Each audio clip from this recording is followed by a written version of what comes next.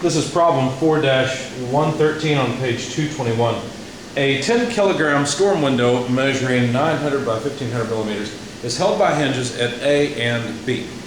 In the position shown, it is held away from the side of the house by a 600 millimeter stick CD. Assuming that the hinge at A does not exert any axial thrust, determine the magnitude of the force exerted by the stick and the components of the reactions at A and B. All right, so let's sketch this system. I'd like a slightly different angle on that line. I like that better. So we'll have our z-axis here, points A and B here. Our y-axis up above B and x-axis pointing out from B. The window frame then is the same size as the window. And just to make this clear, I'm going to use a different color for the window itself. So the window pivots on hinges at A and B. I'll just use red for the window color itself. Hopefully this drawing will make some sense. So the window is propped open, something like this. And there's a stick that just provides support to the window, to the bottom corner. This point is E, and this point is D. So the length of the window frame is 1.5 meters. Well, so is the length of the window, 1.5 meters. And then the width of the window is 0.9 meters. The stick is 0.6 meters long. So there's our setup. If we look at this window from the side, put the window frame here in black. Look at the window from the side. What we would see, or what forces are applied, are the weight reactions in the y direction at A and B. As we're looking down the z-axis, we see those reactions. And I'm going to draw AX, BX to the left just because that's the way it made sense to me.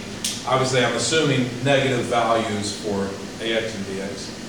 I thought with the stick holding out, the hinges would have to pull the window back, so that's why I drew them in that direction. That way I don't end up with a negative sign.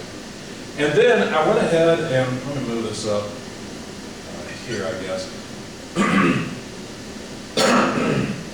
I went ahead and assumed there was a force at D in the y direction, force at D in the x direction.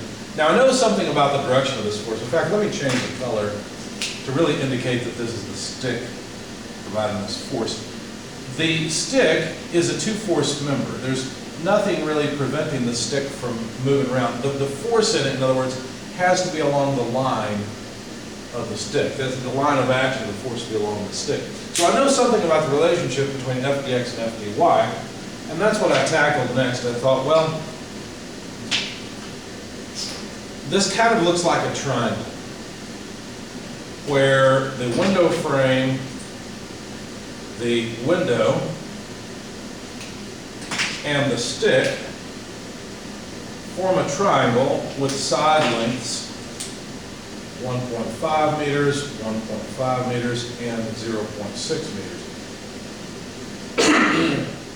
And so I thought, well, if I just make a line from that right vertex to form a right triangle, really two right triangles, I could call the base of that right triangle A, and this extra little height here I could call B. Those dimensions are important to me. Also, I call this angle alpha. So then I decided to use the law of cosines and write 0.6 squared, that's this side, equals 1.5 squared plus 1.5 squared, so the sum of the squares of the other two sides, minus 2 times AB, where this is A, this is B, that's C. So times 1.5 times 1.5 times the cosine of the angle opposite the side, right, opposite this side. That's alpha. So I can rearrange this to solve for the cosine of alpha. when you plug all this into your calculator, move things around, you find it's 0.92. Therefore, alpha is the inverse cosine of 0.92, which comes out to about 23.07 degrees. So now I've got that angle. Now,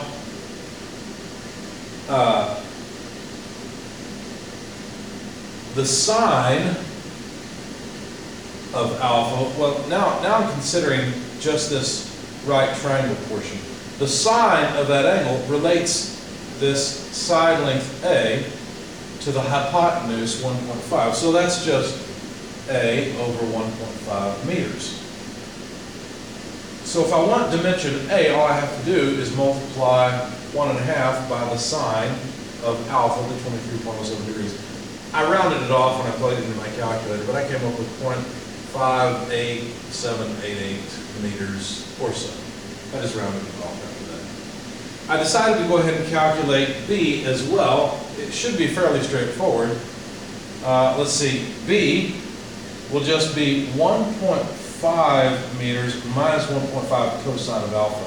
So the distance from here to here is just 1.5 cosine alpha. So just 1.5 meters, that's the total side length, minus 1.5 cosine alpha, and that comes out to 0.12 meters. All right, so now I've got A, I've got B, and I can focus just on this right triangle now. Okay? That's what I'm really interested in. And in fact, I know that this direction here, this 0.6 meter direction, relates to f dx and f dy. F dx and f dy have to add and point in that same direction. So they have to add in such a way that they point. So what that means is that the ratio of f dx over f dy, in other words, if I were to put f dx and f dy together, let's see, f dx and f dy together, then fd has to be parallel to this line. What that really means is I've got a situation of similar triangles. The geometry is a similar triangle to the forced triangle. In other words, f dx over f dy has to be a over b.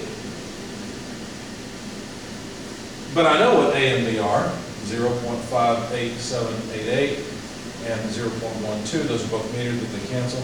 So this means that, now of course this is approximate because I've rounded it off. Or I could also look at this and say that f dx is equal to whatever fd is. I just called it f in my note, but we'll call it fd here at the board. So it has to, well, let's see, f dx equals fd times what? Well, I can take ratios from this triangle. So f dx is this side, right? It's that upper side. So that's a over the hypotenuse, 0.6 meters. And so that's fd times a, 0.58788 or so over 0.6. And so I can do the same thing for f dy. For that I just need b over 0.6. Well, b is just 0.12. Don't forget we're scaling the force fd, the force at d. So 0.12 over 0.6. And that's not rounded off, so that would be exact. Now that I've set up the geometry, really this is what I came for down here. This other part up here I don't care so much about. I just needed to get to the relationship between f dx and f dy. If I sum moments about A taking counterclockwise as positive, so I'm going to sum moments about this axis, well, I could sum moments parallel to x or z or, or even y if I wish. But I'm summing moments about A, now let's see, I have to remember from my notes what I did. Okay, well I'm summing moments parallel to the z-axis. So parallel to the z-axis, let's write it that way. So I'm going to use the z-axis as a reference, okay, for positive. F dx causes a counterclockwise moment about A. So I just wrote f dx multiplied by its moment arm. Well, its moment arm is the distance from here down to here. So that's 1.5 meters minus b. Still need that geometry. And then F dy also causes a negative moment. So plus F dy multiplied by its moment arm, which is just A. But notice that the weight also causes a moment, so I have to include that, but it's a negative moment, so minus the weight. Now, what's the moment arm? Well, the distance from here to here, since the weight is halfway along the length of that side, that distance would have to be half of A. So that's A over 2. But that's all of the forces that cause a moment, so their sum comes out to 0. So then what I did is I substituted for f dx. I said f sub d times 0.58788 over 0.6 times 1.5 minus b, but b is 0.12 meters, plus f d times 0.12 over 0.6 to represent f dy times a. Of course, a is 0.58788. Okay, that takes care of, let's see, this term and this term. Minus the weight. Well, how much is the weight? Well, they told us that the window is a 10 kilogram mass, therefore the weight is 98.1 newtons. If you just multiply 10 by 9.81 meters per second squared. So actually what I did is I took this term to the other side and I just said that this whole thing must be equal to the weight, 98.1 newtons, multiplied by A, 0.58788 over 2. Now, I didn't notice this when I was doing it, but the 0.58788 would cancel throughout the whole thing. When you solve for FD from this, notice that's the only unknown. A little bit of a mess. When you solve for it, you'll find that FD is 19.62 newtons. So that's the force that the stick exerts on point D, and that's one of the things they asked us to find. So, done that. Okay. All right. I also need the reactions at A and B. And so what I decided to do next, I'm going to erase A, and you know what, I'll write A down here so we don't forget. A is 0.58788. B is 0.12, these are both meters. So we can recover this board space. So then I decided to sum forces in the x direction. Well, AX and BX act in the x direction, and so does FDX. So FDX acts in the positive direction, AX and BX act in the negative x direction. And if I sum forces in the y direction, well then we've got AY, BY minus the weight. Let's not forget we also have FDY. And that's it. Those are the forces that act in the y direction.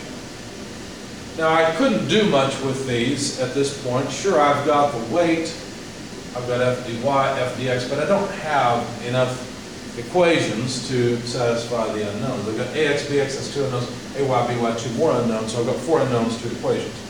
So I said, well, I've summed moments about the z-axis or something parallel to the z-axis. I could sum moments y and x or at least parallel to those. In fact, I decided to sum moments about a parallel to the y-axis.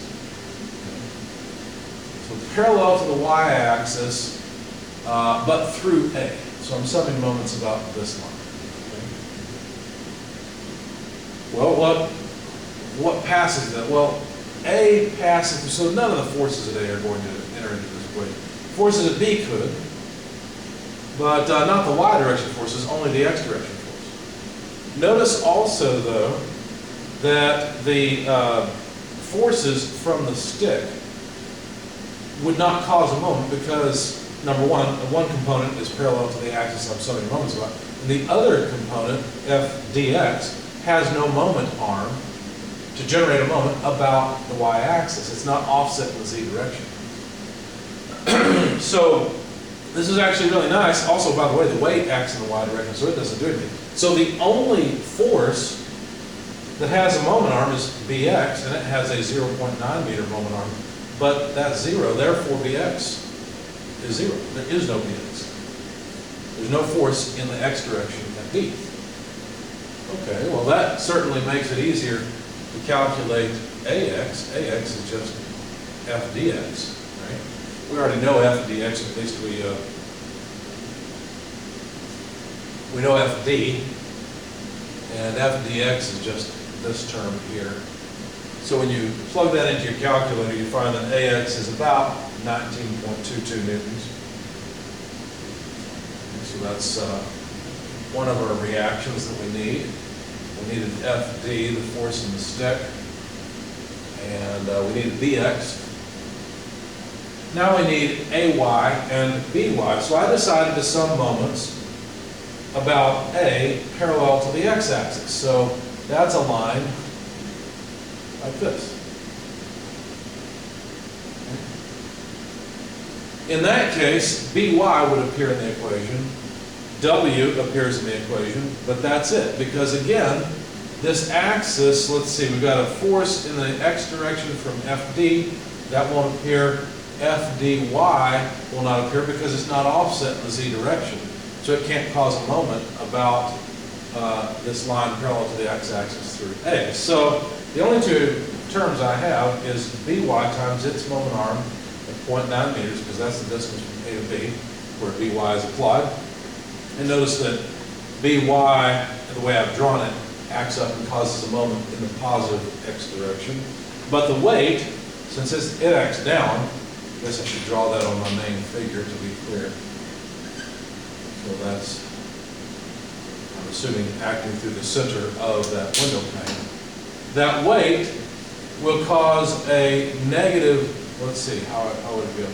Yeah, it would cause a negative moment because its moment arm is from there to there, you see. So half the window width. So that's minus the weight times 0.45 meters, and that's it.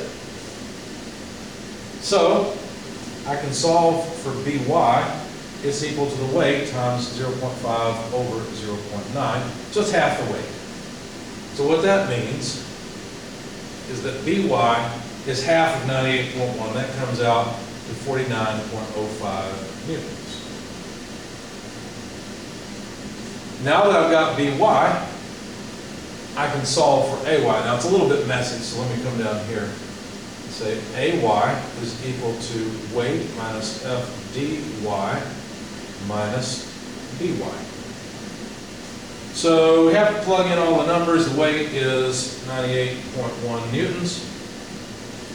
FDY is just FD multiplied by 0.12 over 0.6. FDY harkening back to here, to be clear. Minus BY, well BY is 49.05 newtons. All of these are newtons, of course, I just, being sloppy with my units. So AY, plug all this into your calculator, AY comes out to 45.13 newtons. So now we've got all of the reactions at A and B. One of them ended up being 0. AY, BY were not, AX was not, and then FDX, FDY I've calculated separately, but also have the magnitude of the force in the stick. And I believe that's all that they asked for. Let's see. Assuming the hinge day does not exert any axial force, determine the magnitude of the force exerted by the stick and the components of the reactions at A and B. So that's what we've got, and the problem is complete.